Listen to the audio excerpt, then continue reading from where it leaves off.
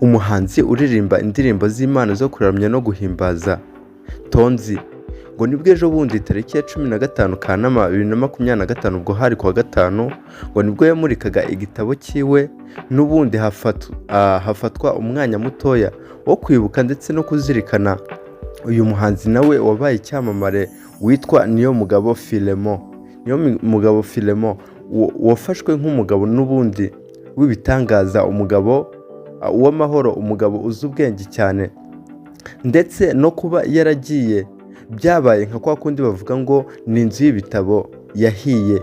Uyu mugabo bivugwa yuko yapfuye ngo mu gihe cya jenoside yakorewe abatutsi, ariko azwi ku ndirimbo nyinshi zigiye zitandukanye ndetse yagiye anitirirwa yuko niba atari se wa Bruce Melody ahubwo afite icyo apfana nawe bitewe n'ubwoko bw'indirimbo aririmba n'ubuhanga afite ndetse n'ubuhanga yari afite muri icyo gihe, mu gihe bamwe bakoreraga muri analogue, ndavuga mu gihe cyiwe, ubwo ni mu gihe cya orchestre, ariko we yakoraga indirimbo zitandukanye n'izabo, ubona ko afite ubuhanga ndetse na verisiyo itandukanye n'iyabo. Gusa uyu nguyu nawe turaza kumugarukaho gatoya ndetse ndaza no kubereka indirimbo zo mwamukunzeho, ahubwo reka twirebere ku gitabo cy'uyu muhanzikazi wo kuramya no guhimbaza Imana ngo yalonshinze, yashyize hanze. Ese iki gitabo cyaba kigamije iki? Se iki gitabo yabanje kubivugaho na mbere? Uyu muhanzikazi nawe w'umuhanga nawe ngo yaciye agahigo ko kuba atazajya yandika indirimbo gusa anaririmba gusa, ngo ahubwo hari n'igitabo kizafasha benshi ngo yashyize hanze. Umuhanzikazi w'indirimbo zo kuramya no guhimbaza Imana akaba n'umwanditsi w'ibitabo Tonzi yazirikanye umuhanzi Niyomugabo Philemon mu gitaramo cyo kumurika igitabo cye. Ibi ngibi n'ubundi ari byo mbabwira. Uyu muhanzikazi Tonzi, reka mbabwire zimwe mu ndirimbo ze wamusangaho cyangwa se indirimbo zamugize icyamamare. Hari zimwe mu ndirimbo uyu muhanzikazi yaririmbye anashyira hanze zagaragaje ubuhanga ndetse n'ubwitonzi agira. Harimo nk'iyitwa Emera ugengwe nawe, Gihe cyiza, Mu gitondo, Ungumane, Uruwera, Huguka, Yesu abe hamwe nawe, Aho umwami unyitaho, Hejuru ya byose, I worship you, Ndagushima, Si ku bwanjye, Nastahili, Azaza kugufata kubera wowe, Zaburi ya 91 na Ijui, Ubukwe ndetse n'izindi ndirimbo nyinshi yagiye aririmba. Gusa iyi ngiyi ni imwe muri alubumu nziza yakunzwe kandi yakoze, niyo mpamvu iyi ngiyi yamuzamuye ikamushyira ku gasongero iriho indirimbo zigiye zitandukanye. Ni umuhanzikazi ukiri muto ariko nanone uri mu kigero cy'ababyeyi, kuko ari hagati y'imyaka 30 na 45. Ni umuhanzikazi ukiri mutoya w'umubyeyi kandi ukunzwe na benshi cyane, upfa kuba ukunda indirimbo za gospel. Mu gitaramo cye cyo kumurika igitabo cya mbere yagerageje kwandika ngo hamuritswemo umuhanzi nanone wabiciye bigacika mu myaka ya kera. Uyu muhanzi nanone ngo yabaye umuhanga ndetse anafatwa, hari benshi bamushinja cyangwa se bashinja Bruce Melody ko niba atari se ahubwo ari se wabo, bitewe n'uburyo ahangamo indirimbo kandi binatewe n'ukuntu ngo ajya gusa na Bruce Melody urebeye inyuma. Hari indirimbo yamenyekanyweho cyangwa se niba utamuzi, hari indirimbo yamenyekanyeho zitwa nka Hari umwami, Munsabire, Habwa impundu nshuti, Nyibwira, Nzabahindura abarobyi, Aleluya, Nkugira inama, Nzakurikira, Nanjye ndakunda, Tube abanyamahoro, Ubuzima bwiza, Ubuzima buragoye, Yesu waranyuze, uri homme comme toi, Amahoro ngume tuguhindukire, Ndategereje, Umugisha, Zirikana n'izindi zigiye zitandukanye. Uyu we yamenyekanye ku ndirimbo n'ubundi mbabwiye ruguru ho gatoya. Uyu muhanzi wamenyekanye kuri izi ndirimbo yakoraga rimwe na rimwe iz'Imana, ikindi gihe agakora iz'isi mu ndimi zigiye zitandukanye nk'igifaransa, ikinyarwanda, igiswahili ndetse n'izindi zigiye zitandukanye bitewe n'ubuhanga n'ubuhangange yari yifitiye. Ucyumvira ijwi uhita wumva yuko utibeshye n'ubundi wahageze. Ni ku Buvumbuzi Show, ikiganiro nimenya byose njyewe ukibagezaho ndi Ken Chris. Nagusaba gukora subscribe wowe utarayikora, maze like na share kugira ngo ibiganiro byiza nk'ibi bijye bibasha kugera kure hashoboka. Ati ni igitabo yise An Open Jail, cyangwa se bishatse kuvuga ngo gereza ifungutse. When the world crucifies you, yanditse agamije gufasha abantu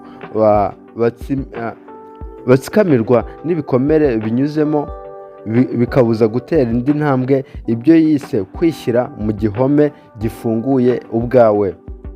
Ati ni igitabo yise An Open Jail When the World Crucifies You, bishatse kuvuga ngo iyi ngiyi ni gereza igufunguriwe, ngo ariko mu gihe isi ubwayo ngo yiteguye kugutamba.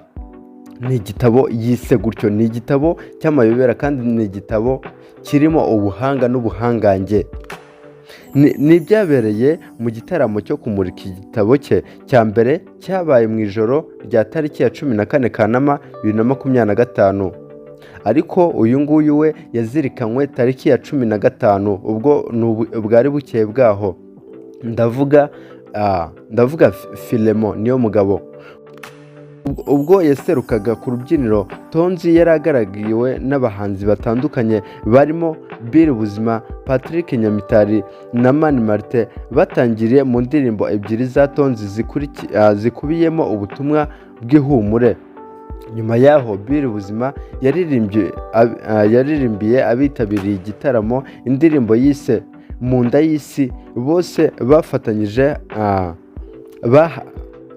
bahaye icyubahiro umuhanzi niyo mugabo Filemon, baririmba indirimbo ye yitwa Munsabire, yumvikanisha ibibazo uruhuru uwo muntu yabaga anyuramo, ariko akavuga ko yifuza kuzahura na Yesu wamupfiriye. Aho abahanzi bafatanyije kuririmba urukumbuzi ya Mani Martin, abitabiriye igitaramo bagaragazaga ko bakumbuye inganzo ya Mani Martin utagikunda kugaragara mu bitaramo bye. Hakurikiyeho umukino wakinwe n'abarimo umusizi Karine Maniraguha na Tuyisenge Olivier n'abandi. Ni umukino wagarukaga ku bihe bitoroshye Tonzi yanyuzemo kuva mu myaka 13 y'amavuko, nyuma bigaragara muri icyo gitabo. Umukino watangiye abawukinnye bagaragaje ko hari ubwo amateka mabi atsikamirwa icyerekezo cyiza cy'umuntu, ariko ibyo wanyuramo byose atari byo bigena uwo uzaba we. Ni igitaramo cyayobowe na Michel afatanyije na Ntazinda Charles. Ubwo aheruka kugirana ikiganiro n'ibitangazamakuru, Tonzi yatangaje ko yatangiye urugendo rwo kwandika nubwo ahereye kuri icyo gitabo gifite paji zirenga 174, nta nubwo ari n'igitabo gitoya. Ugendeye ku ntangiriro cyangwa se ku kuba ari igitabo cya mbere, akaba gifite paje 174 kandi kirimo ubutumwa bugiye butandukanye, binatewe n'intego y'iki gitabo cyangwa se nuko yakise iki gitabo ni kinini cyane. Tonzi amaze gushyira ahagaragara imizigo album 9 z'indirimbo, akaba arimo gutegura n'iya 10 azamurika imbere y'uko umwaka urangira. Ugenekereje mu kinyarwanda, An Open Jail When the World Crucifies You bishatse kuvuga igihome gifunguye iyi si yakubambye ku musaraba. Nguku uko igitabo cy'uyu muhanzikazi w'umuhanga cyiswe. Ati ngo ni igihe ni igihome gifunguye mu gihe isi yakubambye ku musaraba. Mwumvise yuko ubwo Tonzi yaserukaga cyangwa se yajyaga kuri stage ngo yari agaragiwe n'aba bahanzi bagiye bakurikira barimo nka Bill Buzima. Bill Buzima nawe ni umuhanzi ukiri mutoya, umuhanzi w'umunyarwanda wamenyekanye ku nkuru aho ngo yendaga kuzakorera anniversaire cyangwa se isabukuru umukunzi wiwe, ariko byihuse kandi mu buryo bwihuse paraxida ngo yasanze yitabye Imana mu gihe yari amaze igihe kitari gitoya ari kwa muganga. Ndavuga uwo mukunzi we. Nanone hakazamo Patrick Nyamitari. Patrick Nyamitari nawe yamenyekanye mu myaka yashize aho nawe yakoraga indirimbo zo kuramya no guhimbaza Imana. Uyu nawe ni umuhanzi w'umunyabwenge kandi ufite ubuhanga butandukanye. Nubwo yakoraga indirimbo zo kuramya no guhimbaza Imana, hari na zimwe nkeya zo yakoze nanone indirimbo z'isi cyangwa se ziri mu bwoko bwa secular. Hakazamo Mani Martin. Mani Martin nawe ni umuhanzi w'umuhanga, umuhanzi kandi usa nkaho ahagarariye abandi mu Rwanda mu bijyanye no kuririmba live cyangwa se kuririmbira ahagaragara, atari ukuvuga ngo gukora playback. Uyu nguyu ngo ni umuhanzi w'umuhanga wamenyekanye mu myaka ya kera, na n'ubu ngubu ngo nubwo asigaye akora buhoro buhoro ndetse asigaye ategura ibitaramo bikeya bishoboka n'indirimbo asohora nkeya zishoboka, ariko uyu nguyu aracyafatwa nk'umwe mu bahanzi b'abahanga bo mu Rwanda. Aba ngaba ngo nyuma y'uko bari bagaragiye uyu muhanzikazi wacu Tonzi, hari indirimbo ngo bafatanyije nk'iyi ngiyi ya Philemon Niyomugabo yitwa Munsabire, yo kumvikanisha ibibazo uruhuri uyu muntu wabaga anyuramo, ariko akavuga ko yifuza kuzahura na Yesu wamupfiriye.